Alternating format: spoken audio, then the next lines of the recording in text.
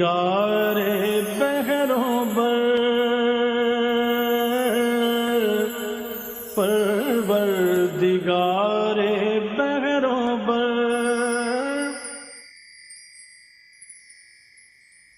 اعوذ باللہ من الشیطان الرجیم بسم اللہ الرحمن الرحیم ان اللہ وملائکتہ یصلون علی النبی یا ایہا الذین آمنوا صلوا علیہ وسلموا تسلیما اللہم صلی علی سیدنا و نبینا و شفیعنا و مولانا محمد وعلی آل محمد وبارک وسلم۔ محترم خواتین و حضرات، السلام علیکم۔ پیام صبح کے ساتھ ایک بار پھر حاضر میں ہوں آپ کا میزبان انیق احمد۔ جمعہ اور ہفتہ 2 دن سوال جواب کے لیے ہم نے مخصوص کر رکھے ہیں۔ ان 2 دنوں میں ہم قرآن کریم کی آیات پر اپنے معزز علماء سے گفتگو نہیں کرواتے، بلکہ آپ کی جانب سے آئے ہوئے سوالات کو یکجا کرتے ہیں اور ایک ایک سوال ترتیب کے ساتھ اپنے عہد کے ایک جید مفتی صاحب کی خدمت میں پیش کرتے ہیں، ان سے حاصل کرتے ہیں قرآن و سنت کی روشنی میں اپنے لیے رہنمائی۔ خواتین و حضرات، ہمارے علماء، ہمارے مفتیان، اللہ تعالیٰ انہیں سلامت رکھے، تشریف لاتے ہیں اور ہماری علمی کمی کو دور کر دیتے ہیں۔ خواتین و حضرات، آج کے ہمارے معزز مہمان محترم مفتی محمد زبیر صاحب۔ مفتی محمد زبیر صاحب ہمارے ملک کا ایک بہت معروف اور مقبول نام، کون آپ سے واقف نہیں؟ روزنامہ دنیا جمعہ ایڈیشن، آپ کی جانب سے آئے ہوئے سوالات کے جوابات بھی روزنامہ دنیا جمعہ ایڈیشن میں عطا فرماتے ہیں۔ فارغ التحصیل دارالعلوم کراچی۔ تشریف فرمائے محترم قاری محمد احسان صاحب۔ قاری احسان صاحب، ایک اور جانا مانا نام ہمارے ملک کا۔ گزارش کروں گا آپ سے قاری صاحب کہ سورہ ہمزہ کی تلاوت سے آج کے پروگرام کا آغاز فرمائیں۔ اعوذ باللہ من الشیطان الرجیم بسم اللہ الرحمن الرحیم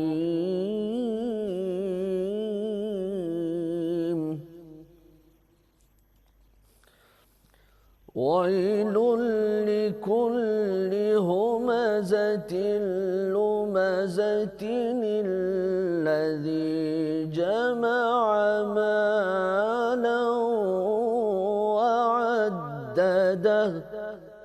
سبحان اللہ، سبحان يحسب أن ماله أخلده ماشاء اللہ، ماشاء اللہ۔ يحسب أن ماله أخلده كلا لينبذن في الحطمة نار الله الموقدة التي تطلع على الأفئدة إنها عليهم مؤصدة في عمد ممددة۔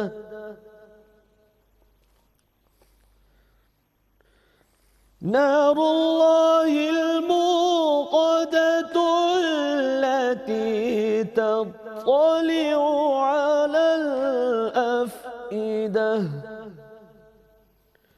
إنها عليهم مؤصدة في عمد ممددة۔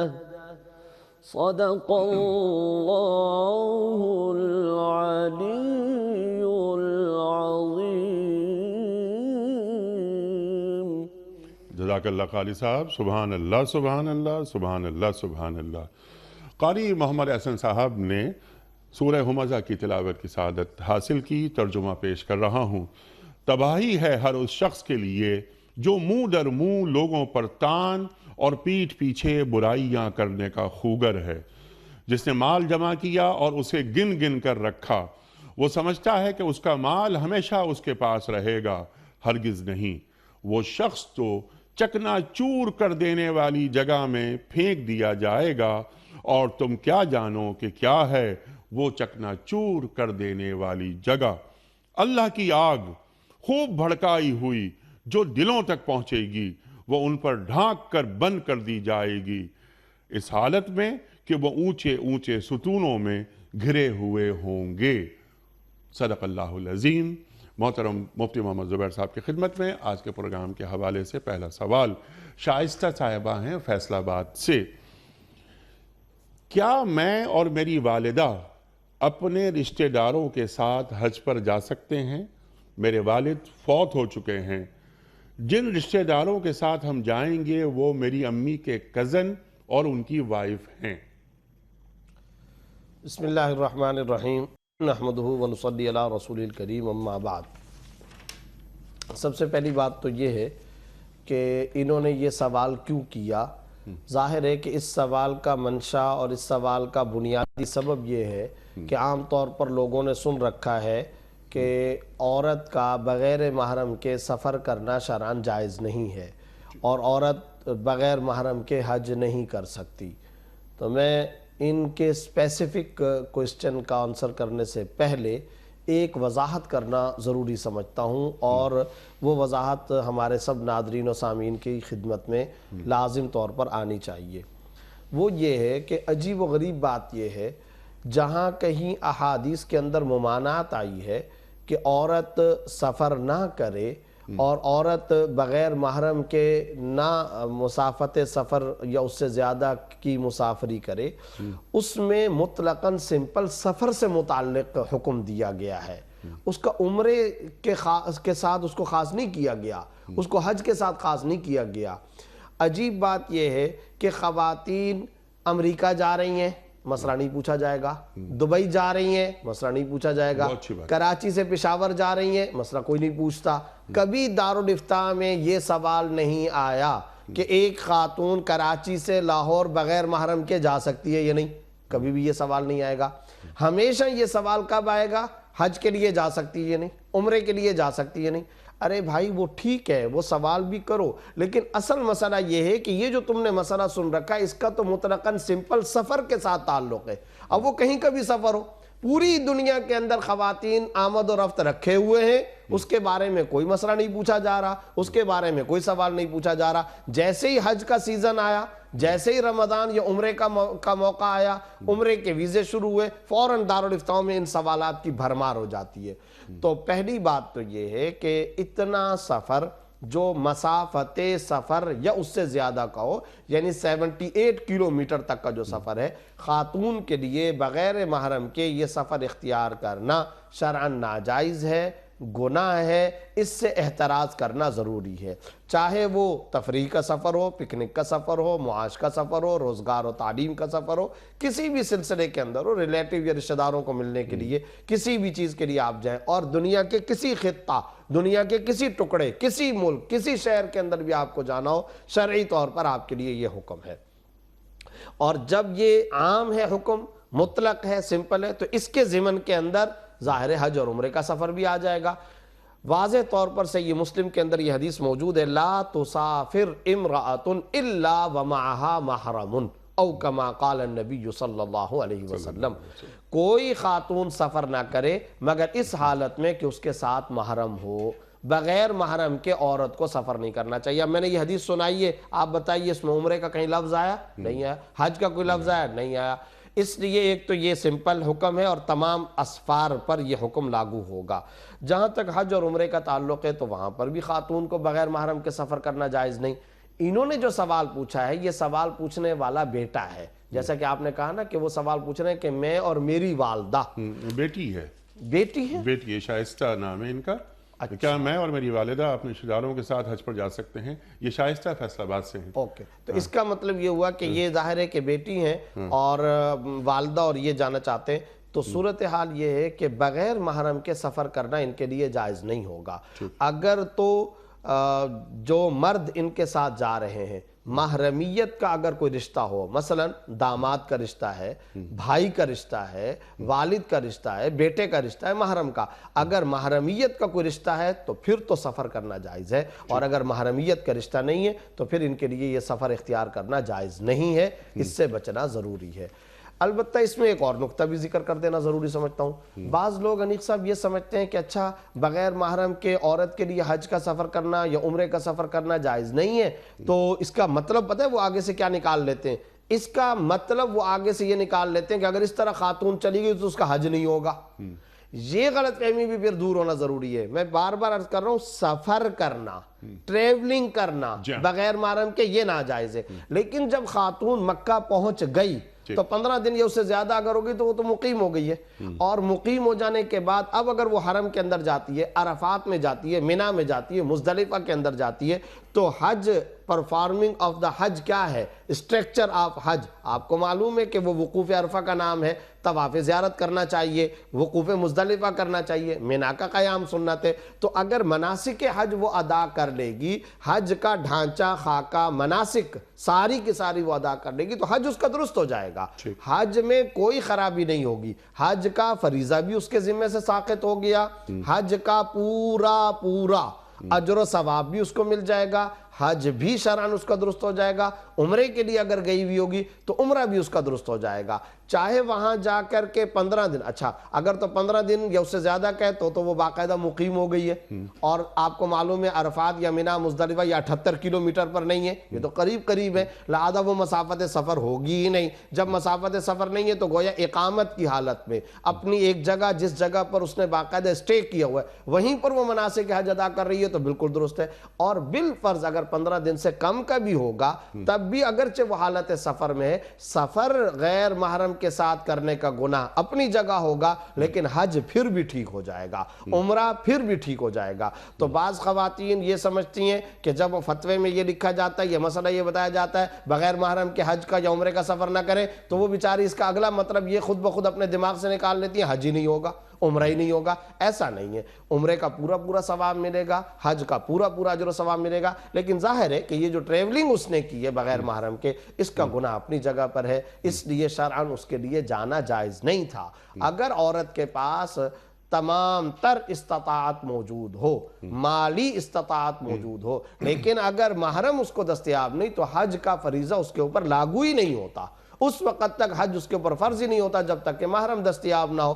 محرم جب دستیاب ہو پھر اس کے ساتھ وہ جائے، بغیر محرم کے سفر حج یا سفر عمرہ یا کسی بھی قسم کا سفر کرنا شرعاً جائز نہیں۔ تاہم اگر وہ چلی جائے گی اور وہاں حج کا یا عمرے کا وہ فریضہ ادا کرے گی تو وہ فریضہ اور وہ حج اور وہ عمرہ شرعاً درست ہو جائے گا۔ سبحان اللہ سبحان اللہ۔ لیکن غیر محرم کے ساتھ سفر کرنے کا جو گناہ ہے وہ سر پر رہے گا، وہ سر پر رہے گا۔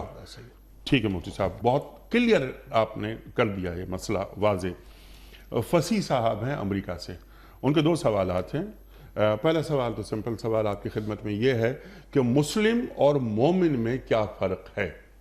دیکھیں اصل بات یہ کہ ایک تو اس میں فنی اور ٹیکنیکل بحث ہے، تحقیقی بحث ہے، اور دراصل ایمان کا تعلق قلبی طور پر ہے، اور مسلم کا تعلق سر تسلیم خم کرنا یا یعنی سامنے کے طور پر تسلیم کر لینا اس کو۔ تو خود قرآن کریم کے اندر اس بات کا تذکرہ بھی آیا ہے آیات کے اندر۔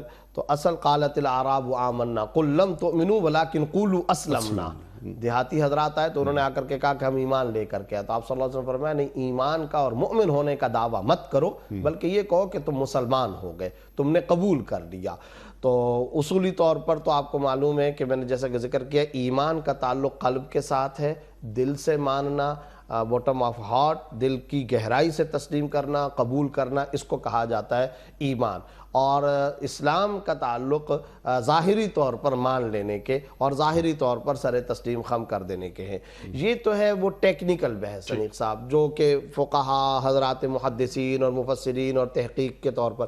لیکن جہاں تک عمومی طور پر ہماری جنرل نالج کا تعلق ہے یا عمومی طور پر مسلمانوں کا ایک ذہن اور کانسیپٹ ہوتا ہے تو وہ اس کو مترادف ہی سمجھتے ہیں. مومن کو اور مسلم کو مترادف سمجھتے ہیں، یعنی مسلمان اور مومن کو ایک ہی کیٹیگری کے اندر سمجھا جاتا ہے. اور یہ اس طرح سے سمجھنا شرعاً اس کے اندر بھی کوئی حرج کی بات نہیں ہے. ایک آدمی جو کہ مومن ہے تو وہ مسلمان یقینی طور پر ہوگا، جب وہ دل سے مان رہا ہے تو ظاہری طور پر بھی وہ تسلیم کر رہا ہوگا اور یقینی طور پر وہ مسلمان بھی ہوگا. تو اس لیے شرعی طور پر اگر عمومی سطح پر عام لوگوں کے اندر ان دونوں کو مترادف سمجھا جائے تو شرعاً اس کے اندر بھی کوئی حرج نہیں. مومن کو مسلم، مسلم کو مومن کہا جا سکتا ہے، اس میں شرعاً کوئی ممانعت. سبحان اللہ سبحان اللہ. اسی لیے پورے قرآن کریم کے اندر یا ایھا الذین آمنوا کہا گیا جزاک اللہ جزاک اللہ. اصل خطاب ان لوگوں سے جنہوں نے دل سے مانا ہے، جنہوں نے دل سے تسلیم کیا ہے. اور اصل ظاہر ہے اللہ کے ہاں قدر بھی اسی بات کی ہے اور مطلوب و مقصود بھی یہی ہے. آپ کو معلوم ہے کہ تمام کے تمام اچھے افعال اور تمام کے تمام شرعی احکام کا اصل منبع، ملجا، مرکز اور ٹھکانہ قلب ہے. خود آپ صلی اللہ علیہ وسلم نے فرمایا التقویٰ ہاں ہونا، اللہ تقویٰ یہاں ہوتا ہے، خشیت خداوندی یہاں ہوتی ہے، خوف خدا یہاں ہوتا ہے. تو دل اصل میں تو یہ بات ہے. جیسا کہ سورہ حجرات میں بھی اللہ رب العزت نے ارشاد فرمایا ان اکرمکم عند اللہ اتقاکم. اللہ کی نظر میں تمہارے میں سے زیادہ اکرام اور احترام کے لائق کون ہے؟ جو اللہ تعالیٰ سے زیادہ تقویٰ اختیار کرتا ہو اور خوف خدا اختیار کرتا ہو، جس کے دل میں خشیت خداوندی ہو. اور ایک اور حدیث کے اندر تو آپ صلی اللہ علیہ وسلم نے فرمایا ان اللہ لا ينظر الى صورکم واموالکم بل اللہ ينظر الى قلوبکم. اللہ رب العزت تمہاری شکلوں کو نہیں دیکھتا، تمہارے مال کو نہیں دیکھتا، بل اللہ ينظر الى قلوبکم. اللہ رب العزت کس چیز کو دیکھتا ہے؟ تمہارے دلوں کو دیکھتا ہے کہ دل کے اندر خیالات اور تمنائیں اور آرزویں کیا ہیں. اللہ رب العزت اس چیز کو دیکھتے ہیں. تو پتہ چلا کہ اصل جو منبع، ملجا، مرکز اور ٹھکانہ ہے وہ دل ہے. ایک اور حدیث کے اندر آپ کو معلوم ہے کہ آپ صلی اللہ علیہ وسلم نے کیا ارشاد فرمایا کہ ایک جسم کا لوتھڑا ہے، جسم کا ایک ٹکڑا ہے، وہ گوشت کا ٹکڑا اذا صلحت صلح الجسد کلہ، اگر وہ صحیح ہو جائے پورے کا پورا جسم ٹھیک ہو جاتا ہے. وَإِذَا فَسَدَتْ فَسَدَ الْجَسَدُ كُلُّهُ، اگر وہ خراب ہو جائے تو پورے کا پورا جسم خراب ہو جاتا ہے. الا وہی القلب، الا وہی القلب. فرمایا خبردار وہ دل ہے، خبردار وہ دل ہے. اسی طریقے سے عبادات کا جہاں تذکرہ خود قرآن کریم میں اللہ رب العزت نے فرمایا تو وہاں پر بھی یہی ہے لَن يَنَالَ اللَّهَ لُحُومُهَا وَلَا دِمَاؤُهَا وَلَكِنْ يَنَالُهُ التَّقْوَىٰ مِنْكُمْ. یہ جو ظاہری طور پر تم کام کرتے ہو اللہ رب العزت کو تمہارے جانور کا گوشت پوست نہیں مطلوب ہے. اللہ تمہارے دلوں کے تقوی کو دیکھتا ہے کہ دل کے اندر خوف خدا کتنا ہے، اللہ کی ذات کے ساتھ تعلق کتنا ہے، معرفت خداوندی کتنی ہے، روحانیت کتنی ہے. اصل یہ چیز ہے اور اللہ اس سے باخبر ہے. اچھا مفتی صاحب ایک چیز اور ہم سیکھنا چاہ رہے ہیں آپ سے. قرآن کریم دل کے حوالے سے 3 لفظ استعمال کرتا ہے. ایک تو قلب آپ نے ذکر کیا تفصیل کے ساتھ، الا بذکر اللہ تطمئن القلوب بھی. اچھا پھر صدر کا لفظ بھی آتا ہے، سمع بصر فؤاد کا ذکر آتا ہے. تو فؤاد وہ بھی دل کے معنوں میں، صدر وہ بھی دل کے معنوں میں، قلب دل کے معنوں میں. ان تینوں میں کیا فرق ہے؟ کیونکہ قرآن کریم کا کوئی بھی لفظ بے حکمت نہیں ہوتا. جزاک اللہ. اصل بات یہ ہے کہ اس کے اندر بھی ایک تو وہ ٹیکنیکل بحث ہے، میں اس ٹیکنیکل بحث کے اندر تو نہیں جاؤں گا، لیکن جو سادہ عمومی عام سطح پر جو بات سمجھائی جا سکتی ہے. دیکھیں عمومی طور پر اللہ رب العزت نے جہاں اعضاء کو بطور اعضاء کے بیان کیا اور ان کی نعمت اور قدردانی کا تذکرہ فرمایا، وہاں عمومی طور پر فؤاد کا تذکرہ آتا ہے. چنانچہ آپ غور کیجئے کہ ان السمع والبصر والفؤاد کل اولئک کان عنہ مسئولا، کہ یہ سارے کے سارے اعضاء قیامت کے دن تم سے ان کے بارے میں پوچھا جائے گا.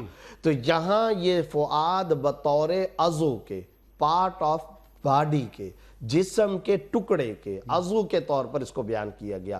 تو جہاں نعمت یعنی کان، آنکھ، اسی طرح دل کا ٹکڑا، یہ یہاں عضو کے طور پر اور نعمت کے طور پر. لیکن یاد رکھیے جہاں کہیں پر معانی کے اندر غور و فکر کا معاملہ ہوتا ہے، جہاں کہیں پر ہدایت حاصل کرنے کا معاملہ ہوتا ہے، جہاں نصیحت حاصل کرنے کا معاملہ ہوتا ہے، وہاں پر عام طور پر اللہ رب العزت جو تذکرہ فرماتے ہیں قلب کا تذکرہ فرماتے ہیں. اور وہ کیا؟ وہ یہ کہ باقاعدہ اس میں تدبر کرو، اس میں غور و فکر کرو، اور اس کے اندر تم کو معنی کے اندر جانا چاہیے، گہرائی کے اندر جانا چاہیے، غور و فکر کے اندر جانا چاہیے، تو اس میں عموماً اللہ رب العزت قلب کا تذکرہ فرمایا کرتے ہیں۔ یہ ایک قرآنی مزاج ہے، قرآنی اصطلاح ہے، لیکن میں نے یہ بھی بتا دیا یہ بھی قاعدہ کلیہ نہیں ہے، ایک دوسرے کی جگہ پر اس کو بھی استعمال کیا جاتا ہے۔ البتہ اس میں کوئی شبہ نہیں ہے کہ قرآن کریم کا کوئی ایک لفظ سیاق و سباق، دائیں بائیں اور اس کے آخر، جیسے کہ ابھی آپ نے ایک جملہ کہا بڑا زبردست، وہ کیا؟ ابھی آپ نے فرمایا کہ اللہ تعالیٰ تقوی کو دیکھتے ہیں، ٹھیک ہے نا، لَن يَنَالَ اللَّهَ لُحُومُهَا وَلَا دِمَاؤُهَا وَلَكِنْ يَنَالُهُ التَّقْوَىٰ مِنْكُمْ كَذَلِكَ سَخَّرَهَا لَكُمْ لِتُكَبِّرُوا اللَّهَ عَلَىٰ مَا هَدَاكُمْ وَبَشِّرِ الْمُحْسِنِينَ۔ اب آپ یہاں پر دیکھیں، یہاں احسان کا تذکرہ آ رہا ہے، احسان، وبشر المحسنین، آخر کے اندر احسان کرنے والے۔ اس احسان کا تعلق دل کے ساتھ ہے، کام میں حسن پیدا کرنا، صفت احسان پیدا کرنا، یہ کہاں سے آئے گا؟ یہ دل کے ساتھ آئے گا۔ اس سے پہلے اللہ رب العزت نے تقوی کا تذکرہ فرمایا۔ تو یہ یاد رکھیے، جس جگہ پر اللہ جس صفت کو بیان کرتے ہیں وہ صفت، اس صفت کا پیچھے اس چیز کے ساتھ تعلق آ رہا ہوتا ہے جو پیچھے مضمون چلا ہوا آ رہا ہوتا ہے، ٹھیک ہے کہ نہیں؟ والسارق والسارقۃ فاقطعوا ایدیہما جزاء بما کسبا نکالا من اللہ واللہ عزیز حکیم۔ اچھا، یہاں پر دیکھیے، ایک مفسر قرآن نے اپنا واقعہ ذکر کیا کہ میں نے ایک عرب دیہاتی کے سامنے، خیر القرون کا عربی دیہاتی، اس کے سامنے یہ آیت پڑھی۔ جب میں نے یہ آیت پڑھی، ترجمہ آپ کو سمجھ میں آ گیا ہوگا، میں ناظرین کے لیے پیش کرتا ہوں۔ وَالسَّارِقُ وَالسَّارِقَةُ فَاقْطَعُوا أَيْدِيَهُمَا جَزَاءً بِمَا كَسَبَا نَكَالًا مِنَ اللَّهِ، جو چور ہے، چاہے چوری کرنے والا مرد ہے یا عورت، اس کا ہاتھ کاٹو، اور جو کچھ اس نے کیا یہ اس کا بدلہ ہوگا۔ چوری کی سزا کو اللہ بیان کر رہے ہیں۔ اس کے بعد کیا معاملہ ہے؟ اس مفسر نے کہا، میں نے اس کے بعد پڑھ لیا واللہ غفور الرحیم۔ اللہ اکبر، جب میں نے یہ تو میں نے جب پڑھا واللہ غفور الرحیم، تو وہ عربی جو تھا دیہاتی وہ کھڑا ہو گیا، اس نے کہا نہیں یہ نہیں ہو سکتا۔ ٹھیک، تو انہوں نے پوچھا تم حافظ قرآن ہو؟ کہتے میں حافظ قرآن نہیں ہوں۔ ٹھیک، تو انہوں نے کہا تم نے کیسے کہہ دیا کہ یہاں آخر میں واللہ غفور الرحیم آیت کا اختتام نہیں ہو رہا؟ انہوں نے کہا ہو ہی نہیں سکتا، آپ اپنی تصحیح کیجئے۔ پھر انہوں نے کہا کیسے ہو سکتا ہے؟ اللہ سزا کو بیان کر رہا، چوری کے جرم کو بیان کر رہا، ہاتھ کے کاٹنے کو بیان کر رہا، جو کچھ اس چور نے کمائی کی ہے اس کمائی کا بدلہ دیے جانے اور اس دنیا میں فساد کو ختم کرنے کا تذکرہ اللہ رب العزت آیت کے اندر فرما رہے، تو آخر میں اللہ رحیم کی بات، غفور کی بات کیسے کریں گے؟ سبحان اللہ، سبحان اللہ۔ انہوں نے کہا یہاں عزیز آئے گا، لہذا واللہ عزیز حکیم، اور حکمت والا، یعنی اللہ رب العزت کو حکمتیں ساری معلوم ہے۔ ان سزاؤں کا نفاذ کرو گے تو تمہارا معاشرہ پاکیزہ ہو جائے گا، حقیقی ریاست مدینہ آئے گی، اور تم ان سزاؤں کا نفاذ کرو گے تو اللہ رب العزت تمہاری زمین کو، سماج کو، سوسائٹی کو پاک بنا دے گا، جرائم کا خاتمہ ہو جائے گا۔ اللہ حکمت والا ہے، اللہ کو یہ ساری حکمتیں معلوم ہے، اور اللہ زبردست ہے۔ تو یہاں یہ صفت آنی چاہیے، یہاں غفور اور رحیم والی صفت نہیں آنی چاہیے۔ تو یہ بات آپ نے زبردست علمی نقطے کے طور پر بیان کی کہ بالکل یہی بات ہے، جو صفت، جو لفظ جہاں پر آیا، شاہ ولی اللہ رحمۃ اللہ علیہ نے الفوز الکبیر میں ایک مقام پر لکھا ہے، قرآن کریم کا جو لفظ بھی جس جگہ پر آیا ہے اس معنی اور اس مفہوم کو بیان کرنے کے لیے روئے زمین پر اس سے زیادہ فصیح اور حسین لفظ کوئی اور نہیں ہو سکتا تھا، اس سے زیادہ کوئی اعلیٰ لفظ نہیں ہو سکتا تھا۔ کوئی شخص دنیا میں کھڑے ہو کر یہ نہیں کہہ سکتا اس قرآنی لفظ کی جگہ پر اگر یہ ہو جائے اور اس کی جگہ ریپلیسمنٹ کے طور پر آپ اس لفظ کو بیان کر رہے، وہ ہو ہی نہیں سکتا۔ اس میں بے شمار لاکھوں کروڑوں حکمتیں ہیں، اور یہ اللہ رب العزت حکمتوں کو جانتے ہیں۔ جی ہاں، اور یہ ایک آسمانی تحفہ ہے کہ اس میں نعوذ باللہ نعوذ باللہ نعوذ باللہ کوئی اصلاح کر سکتا ہے اس کلام کی؟ ایک نقطہ بھی نہ کم ہو سکتا ہے نہ زیادہ ہو سکتا ہے۔ اللہ اکبر، اللہ اکبر۔ کچھ ویڈیو کوسچنز بھی ہیں، کچھ سوالات وہ بھی لیتے ہیں، اور بہت سے سوالات یہاں موجود ہیں۔ تو مفتی صاحب کی خدمت میں پہلا ویڈیو کوسچن۔ 7.5 تولہ سونا یا ہے، یا ہے یہاں پر، جزاک اللہ۔ تو یہ اور نہیں ہے، اصل بات یہ ہے کہ سونے کا جو انہوں نے نصاب بیان کیا، یہ بہت سارے لوگوں کو غلط فہمی ہے۔ عام طور پر لوگ یہ مسئلہ نہیں سمجھتے، لوگوں کے دماغوں کے اندر انیق صاحب یہ بات بیٹھی ہوئی ہے کہ سونے پر اس وقت تک زکوٰۃ نہیں ہوتی جب تک کہ 7.5 تولہ نہ ہو جائے۔ بات درست ہے، لیکن اس کے آگے پیچھے کوئی اور بات بھی ہوگی نا، اس کی کنڈیشنز بھی ہوں گی نا، اس کی قیود اور حدود اور شرعی طور پر شرائط بھی تو ہوں گی۔ دیکھیں یہ نصاب 7.5 تولہ سونا ہو تو زکوٰۃ ہوگی، یہ اس وقت ہے جب کسی بندے کے پاس صرف سونا ہو، سونے کے ساتھ چاندی بالکل نہ ہو، سونے کے ساتھ روپیہ پیسہ بالکل نہ ہو، سونے کے ساتھ مال تجارت بالکل نہ ہو۔ سونے کے ساتھ نہ مال تجارت ہے، نہ چاندی ہے، نہ نقد رقم ہے، ان میں سے کوئی چیز نہیں ہے، صرف سونا ہے، سونے کی ڈلیاں ہیں یا سونے کا زیور ہے، اور اس کے بعد کچھ بھی پیسے نہ ہو، انیق صاحب 1 روپیہ بھی نہ ہو، 4 آنے بھی نہ ہو۔ اب بتائیے ایسا کون ہوگا جس کے پاس 1 روپیہ بھی نہ ہو؟ ظاہر ہے کہ لوگ ہوتے ہیں تو ان کے کم از کم 1 روپیہ تو ہوگا ہی۔ تو یاد رکھیے اگر صرف کوئی خاتون یا کوئی آدمی ایسا ہے جس کے پاس سونا ہے، یقیناً اس سونے پر اس وقت تک زکوٰۃ نہیں ہوگی جب تک کہ وہ 7.5 تولہ نہ ہو جائے۔ 7.5 تولہ نصاب ہے، اس کے ساتھ 1 روپیہ بھی نہ ہو، چاندی بھی نہ ہو، مال تجارت بھی نہ ہو۔ لیکن اگر انیق صاحب ایک آدمی ہے جس کے پاس 1 تولہ سونا ہے، خاتون ہے 2 تولہ سونا ہے، 4 تولہ سونا ہے، 5 تولہ سونا ہے، اس کے ساتھ ساتھ اس کے پاس کچھ چاندی بھی ہے، تو اب یہ نہیں انتظار کیا جائے گا سونا 7.5 تولہ ہوگا تو زکوٰۃ دی جائے گی، ہرگز نہیں۔ اسی طریقے سے اگر کوئی خاتون ہے جس کا 2 4 5 تولہ یا 7 تولہ سے کم سونا ہے اور اس کے ساتھ اس کے پاس کچھ پیسے ہیں، ذاتی ملکیتی کچھ روپیہ ہے، تو یاد رکھیے اب ایسی صورت میں ہرگز سونے کے نصاب کا 7.5 تولہ ہونے کا انتظار نہیں کیا جائے گا۔ اب یہ دیکھا جائے گا اس سونے کے ساتھ کچھ چاندی یا اس سونے کے ساتھ کچھ مال تجارت یا اس سونے کے ساتھ کچھ نقد رقم ہے، تو سونا اور وہ نقد رقم، سونا یا وہ چاندی، سونا یا وہ مال تجارت، ان دونوں کو ملا کر اگر یہ 52.5 تولہ چاندی کے بقدر بنے تو پھر زکوٰۃ لازم ہوگی۔ اس حساب سے یاد رکھیے اگر کسی کے پاس صرف 1 تولہ سونا ہو نا اور اس کے ساتھ 1 روپیہ ہو، زکوٰۃ فرض ہے۔ حالانکہ 7.5 تولہ نہیں ہوا، 7.5 تو کیا، وہ 1 تولے سے زیادہ سونا ہی نہیں ہے کسی خاتون کے پاس، 1 تولہ سونا ہے لیکن اس کے ساتھ 1 روپیہ ہے، تو پھر یاد رکھیے اب نصاب سونے والا گولڈ والا کاؤنٹ اور شمار نہیں کیا جائے گا، نصاب چینج ہو جائے گا، اب نصاب چاندی والا کاؤنٹ کیا جائے گا، اور چاندی والا وہ ہے جو انہوں نے شروع کے اندر ذکر کیا، وہ ہے 52.5 تولہ چاندی۔ لہذا اگر یہ سونا اور کچھ نقد رقم ان دونوں کو ملا کر 52.5 تولہ چاندی کے بقدر اس کی مالیت بن رہی ہے اور بن جاتی ہے، جو آج کل سونے کا 1 تولے کا ریٹ چل رہا ہے اس حساب سے بن جاتی ہے، جب یہ بن جاتی ہے تو ایسی صورت میں زکوٰۃ فرض ہے اور زکوٰۃ لاگو ہے۔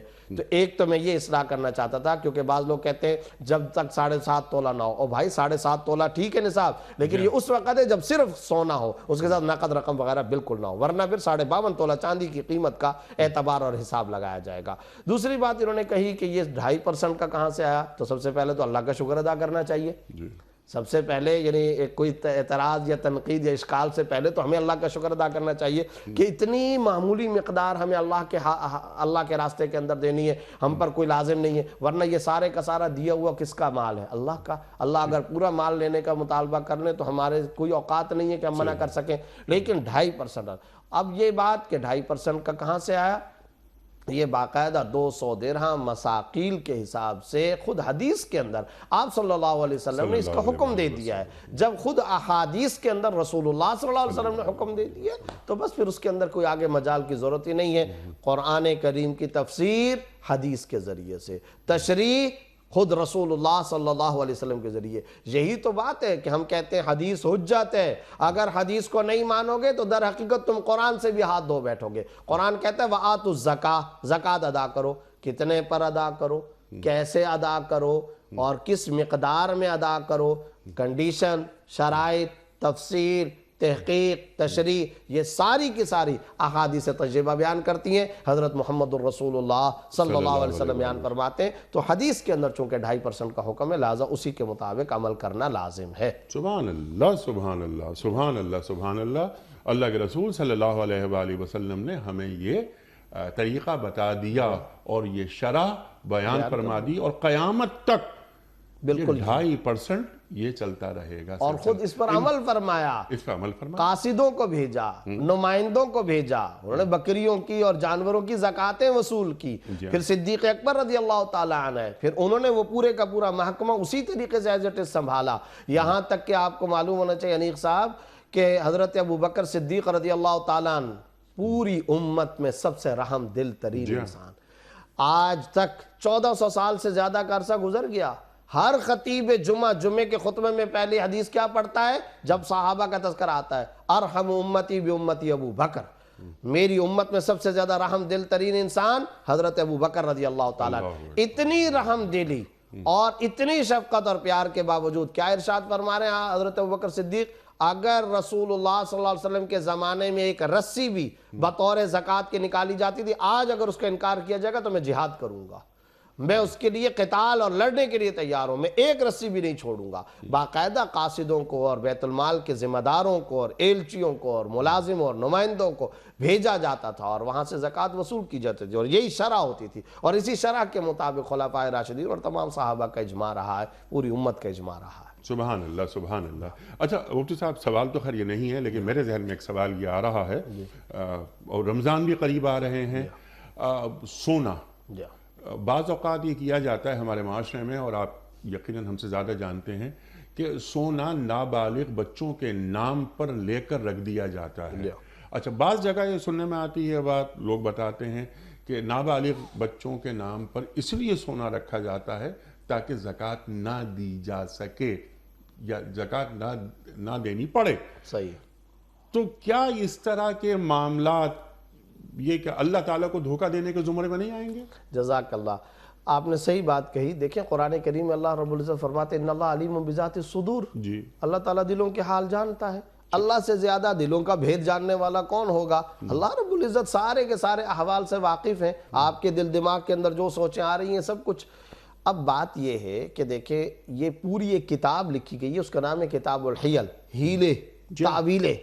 اچھا، اس میں بعض لوگ کیا ہیلے تعویلیں اختیار کرتے ہیں؟ مثال کے طور پر ایک شوہر ہے اور اس کی بیوی ہے، شوہر کے پاس ایک پلاٹ ہے اور وہ پلاٹ باقاعدہ آگے بیچنے کے لیے ہے، تو ظاہر ہے کہ جب کوئی پلاٹ یا پراپرٹی آگے بیچنے کی نیت سے لی جائے تو زکوٰۃ واجب ہوتی ہے یا نہیں ہوتی؟ زکوٰۃ واجب ہوتی ہے۔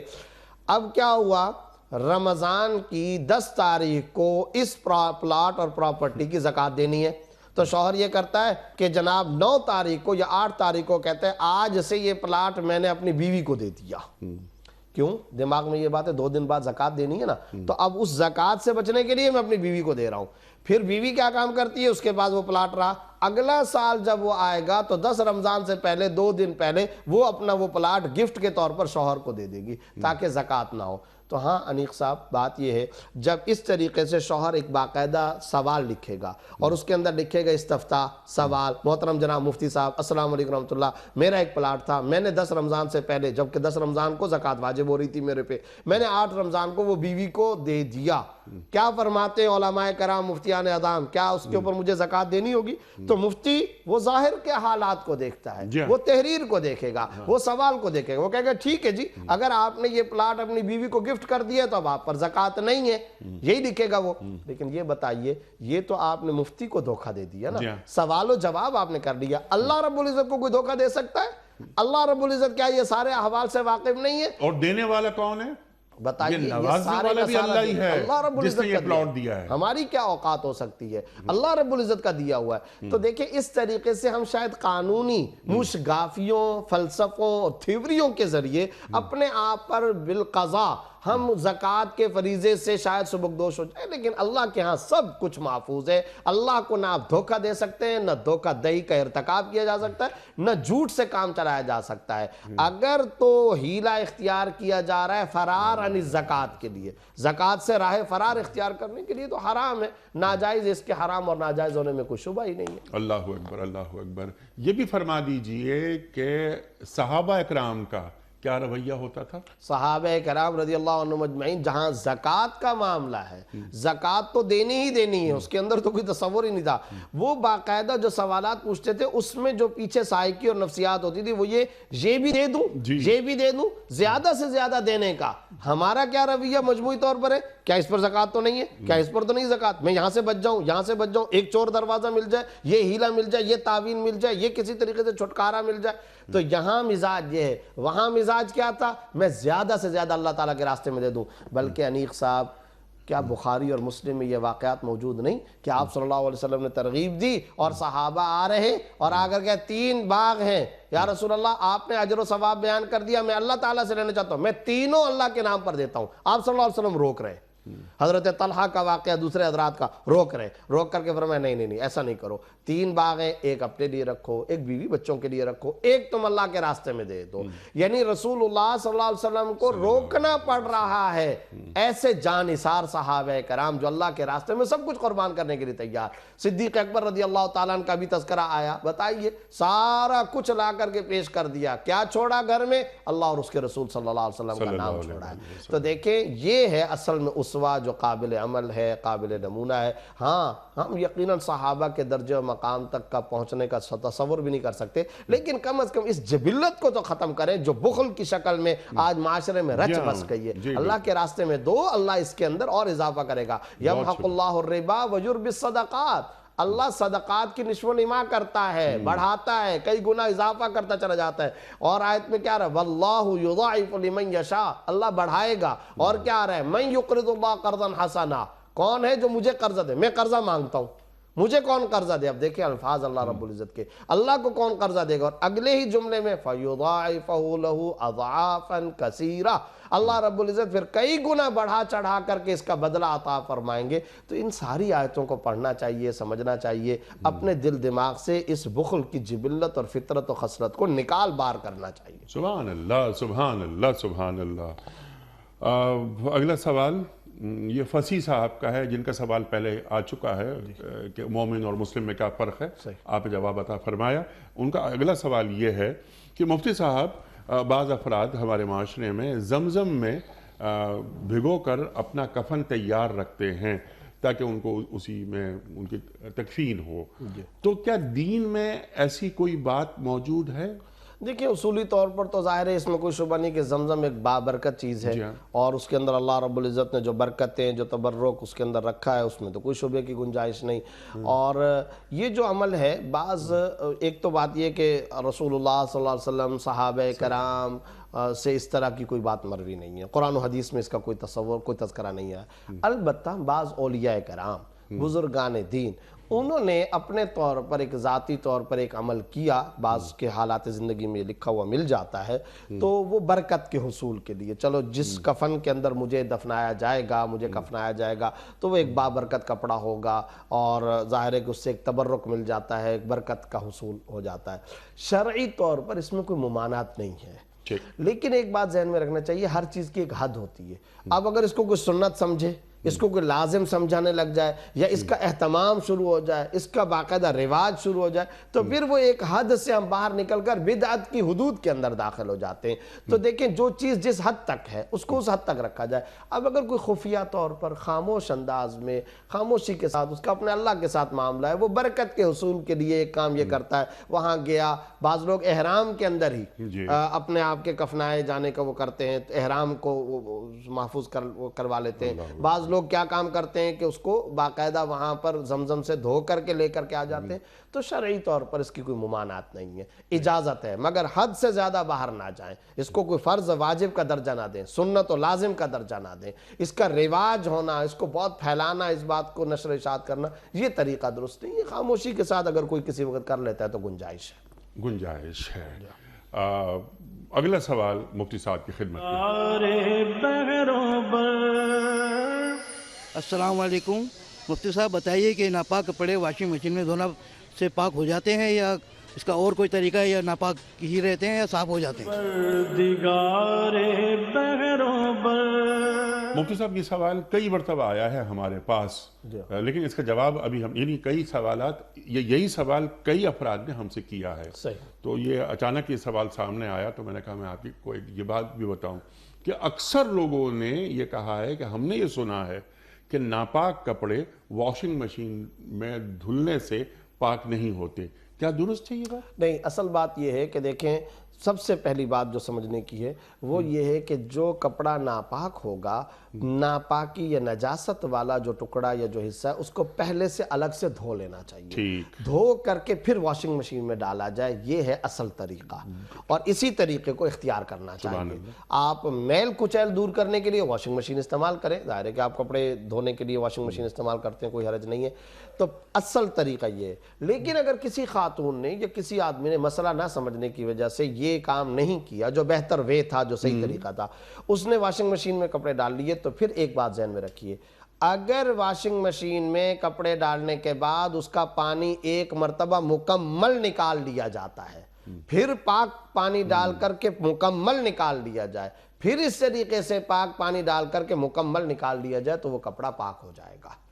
بس شرط اس بات کی ہے کہ ایک مرتبہ اس کو دھونے کے بعد، یعنی وہاں پر دھو لینے کے بعد اس کا جو پانی آپ نے ڈالا ہے وہ مکمل نکال دیں، ایسا نہ ہو کہ کچھ پانی اس کے اندر باقی بچ جائے، باقی نہ بچے، پھر آپ دوسری مرتبہ ڈال لیں، پھر تیسری مرتبہ، تو اس طریقے، اور عام طور پر ایسے ہی کیا جاتا ہے واشنگ مشینوں میں، خواتین عام طور پر ایسے ہی کرتی ہیں۔ جب اس طریقے سے آپ نے کپڑے دھو لیے تو وہ کپڑے شرعاً پاک ہو جائیں گے، اس میں کسی شک کی کوئی گنجائش نہیں۔ سبحان اللہ۔ لیکن آپ نے بہترین بات یہ فرما دی کہ پہلے ہی اس ناپاک کپڑے کو دھو لیا جائے، خاص طور پر اس وقت جب کہ لانڈری میں بھیجا جا رہا ہو، دھوبی کے پاس بھیجا جا رہا ہو، تو اس میں پھر یہی کام کرنا چاہیے، پہلے ناپاک، کیونکہ دیکھیں گھر کے اندر تو ہماری خواتین یہ کام کر لیتی ہیں، آپ ان کو سمجھا بھی سکتے ہیں، اس میں کوئی حرج نہیں ہے، لیکن لانڈری والے کیا کرتے ہیں اس کا تو ہمیں عام طور پہ پتہ نہیں ہوتا، تو اس کا طریقہ کار یہی بہتر ہوتا ہے کہ پہلے آپ ناپاک والے حصے کو دھو کر پھر آپ بھجوا دیں، یہی سب سے بہتر طریقہ ہوتا ہے۔ سبحان اللہ، سبحان اللہ۔ میرا خیال ہے کہ اس پروگرام کا، آج کے پروگرام کا آخری سوال ہوگا، یہ وقت مکمل ہو رہا ہے۔ بڑا عجیب سوال ہے مفتی صاحب، رضیہ خاتون ہیں ساہیوال سے، ایسا سوال ہمارے پاس آج تک نہیں آیا۔ میرا شوہر 12 سال کے لیے جیل گیا ہے، اس کی زندگی ہمیشہ ایسی ہی رہی ہے، اب میرے گھر والے مجھ سے کہتے ہیں کہ میں اپنے شوہر کو چھوڑ دوں، اس سے طلاق لے لوں، کیا میرے والدین کی یہ بات درست ہے، اور کیا میں ایسا کروں؟ دین کی جانب سے کوئی رکاوٹ تو نہیں ہے مجھے؟ دیکھیں، جب اس خاتون نے یہ کہا ہے کہ وہ شوہر ایسا ہی ہے، تو اس کا مطلب یہ ہے کہ اس کی عام زندگی بھی اسی طریقے سے گزر رہی ہوگی، اور اللہ بچائے بعض لوگ جرائم پیشہ ہوتے ہیں اور عادی ہو جاتے ہیں، تو ایسی صورت میں اگر یہ خاتون ان سے طلاق لیتی ہے تو شرعاً کوئی ممانعت نہیں ہے، شرعاً کوئی رکاوٹ نہیں ہے ان کے لیے، بالخصوص اگر 12 سال کی قید ہو چکی ہے، اور ظاہر ہے کہ 12 سال تک ان کو الگ رہنا ہے، تو بہت ساری مشقتیں، دشواریاں، مشکلات کا سامنا کرنا پڑ سکتا ہے، اور پھر ایک بات ہوتی ہے انیق صاحب، اس وقت جب کہ وہ بے گناہی کی جیل ہو، مثال کے طور پر ایک شوہر ہے، اس کو بے گناہی طور پر جیل کے اندر ڈال دیا گیا اور وہ قید ہو گیا، تو اس صورت میں تو شریعت بھی، اسلام بھی، میں اور آپ بھی اس خاتون کو یہ مشورہ دیں گے کہ تمہارے شوہر پر برا وقت آ گیا، مشکل وقت آ گیا، تمہیں اس کے ساتھ کھڑا ہونا چاہیے، ساتھ دینا چاہیے، طلاق اور خلا کی طرف نہیں جانا چاہیے، تمہیں اس کا دست بازو بننا چاہیے، مددگار، حامی اور ناصر ہونا چاہیے۔ یہ ہم اس وقت کہتے جب کہ وہ بے گناہ ہوتا، لیکن یہاں تو وہ خاتون کہہ رہی ہیں اس کی زندگی اسی طرح کی گزر رہی ہے، عادی ہے، عادی مجرم ہے، تو پھر ایسی صورت میں ان کے والدین جو ان کو مشورہ دے رہے ہیں وہ صحیح ہے، یہ تمام تر دشواریوں سے، نان و نفقہ، اگر بیوی بچے وغیرہ ہیں تو ان کی مشکلات، ان سے بچنے کے لیے اگر یہ خاتون ان سے طلاق کا مطالبہ کرتی ہے تو شرعاً درست ہے، کوئی گناہ نہیں، خلا کا مطالبہ کرتی ہے شرعاً درست ہے، کسی قسم کا کوئی گناہ نہیں۔ ہاں، اگر یہ خاتون اس سب کے باوجود اپنے طور پر قربانی دینا چاہتی ہے، ایثار کا معاملہ کرنا چاہتی ہے کہ میں پھر بھی شوہر کا ساتھ دیتی ہوں، تو پھر ظاہر ہے کہ یہ بہت بڑا اجر و ثواب ہوگا اس کے لیے، یقیناً یہ اس نے بہت بڑی قربانی اپنے شوہر کے لیے دے رہی ہے، تو وہ ایک الگ بات ہے۔ لیکن انہوں نے پوچھا کیا شرعی طور پر گناہ تو نہیں ہوگا؟ اس کا جواب سمپل طور پر، واضح طور پر ان کو سمجھ لینا چاہیے، کلیئر کٹ حکم یہ ہے، اگر یہ مطالبہ کریں گی تو کسی قسم کا کوئی گناہ نہیں ہوگا، کوئی رکاوٹ نہیں ہوگی۔ البتہ اگلا ایک ٹکڑا اور بھی میں ذکر کر دوں، شاید ان کے ذہن میں سوال پوچھنے کا مقصد یہ بھی ہو، وہ یہ کہ اب میں طریقہ کار کیا اپناؤں؟ اس کے لیے بات یہ ہے کہ شوہر سے طلاق کا مطالبہ کرے۔ سب سے پہلے تو یہ کہا جائے کہ بھی طلاق دے دو، اگر وہ طلاق دے دیتا ہے تو بس ٹھیک ہے، جان چھوٹ گئی، کورٹ کچہریوں میں جانے کی ضرورت نہیں ہوگی، اور اگر وہ طلاق نہیں دیتا تو پھر کچھ پیسے ویسے دے دلا کر کے طلاق لے لی جائے، اس کو کچھ مال وال پیسے ویسے دے دی، اس پر بھی اگر وہ نہیں آتا تو خلا پر آ جائے۔ خلا کا شوہر کو فائدہ یہ ہوتا ہے کہ مہر نہیں دینا پڑتا، مہر معاف ہو جاتا ہے، اگر مہر کوئی بہت زیادہ رقم ہے، یہ کر لے۔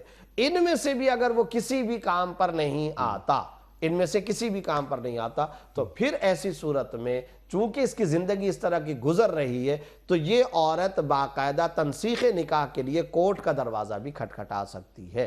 وہاں پر قاضی اور جج کو شریعت اسلامیہ نے بڑے وسیع اختیارات دیے ہیں، اس میں سے ایک اختیار کورٹ کو یہ بھی شریعت اسلامی نے دیا ہے کہ وہ عام طور پر حالات کا جائزہ لے کہ شوہر کی زندگی اسی طرح گزر رہی ہے، نان و نفقہ نہیں دیتا، تشدد کرتا ہے، ظلم کرتا ہے، یا وہ بیوی کا خیال ہی نہیں رکھتا، جرائم کی وجہ سے بار بار جاتا ہے۔ اب اگر وہ تنسیخ نکاح کی ڈگری جاری کر دے تو شرعی طور پر یہ ایک طلاق بائن کے حکم میں ہوگا، اور ایک طلاق بائن کے حکم میں ہونے کا مطلب کیا ہے؟ ایسی صورت میں اس عورت کا شوہر سے نکاح ختم ہو جائے گا، عدت گزارنے کے بعد عورت جہاں چاہے دوسری جگہ نکاح کر سکے۔ سبحان اللہ سبحان اللہ۔ مفتی صاحب میں آپ کا بڑا شکر گزار، آپ تشریف لائے۔ خواتین حضرات، ہمارے علماء کو اللہ تعالیٰ سلامت رکھے، تشریف لاتے ہیں اور ہماری علمی کمی کو دور فرما دیتے ہیں۔ جمعہ اور ہفتہ 2 دن یہ پروگرام رکھنے کا مقصد کیا ہے؟ مقصد صرف یہ کہ ہمارے ذہنوں میں، اور خاص طور پر ہماری یوتھ، ہمارے نوجوان، ان کے ذہنوں میں کبھی کبھار ایسے سوالات اٹھتے ہیں کہ جن کے جوابات وہ چاہتے ہیں انہیں ملے، لیکن وہ جہاں جاتے ہیں ان کو جوابات، یعنی ایسے جوابات جن سے وہ مطمئن ہو جائیں، وہ نہیں مل پاتے۔ تو ہم یہ چاہتے ہیں کہ کم از کم 2 دن ایسے رکھے جائیں کہ جن میں آپ کی جانب سے آئے ہوئے سوالات اپنے عہد کے ایک جید مفتی صاحب کی خدمت میں رکھے جائیں اور ان سے حاصل کیا جائے، قرآن و سنت کی روشنی میں اپنے مسائل کا حل، اپنے لیے رہنمائی، اور دنیا میں وقار کے ساتھ جینا ہمارا دین ہمیں سکھاتا ہے۔ خواتین حضرات، میں قاری صاحب کا بڑا ممنون ہوں۔ قاری صاحب، آپ تشریف لائے، آپ سبحان اللہ، کیا لہن اللہ تعالیٰ نے آپ کو عطا فرمایا ہے۔ وقت ہمارا مکمل ہوا آج کے پروگرام کا۔ آپ اور ہم جانتے ہیں کہ پیام صبح کا اختتام ہوتا ہے روزانہ ایک قول پر، اور وہ قول ہوتا ہے صاحب نہج البلاغہ امیر المومنین حضرت علی مرتضیٰ کرم اللہ وجہہ کا۔ آپ فرماتے ہیں کہ کمزوروں پر رحم کرنے سے رحمت نازل ہوتی ہے، کمزوروں پر رحم کرنے سے رحمت نازل ہوتی ہے۔ سبحان اللہ سبحان اللہ۔ اپنے میزبان انیق احمد کو کل تک کے لیے اجازت دیجیے۔ خدا حافظ۔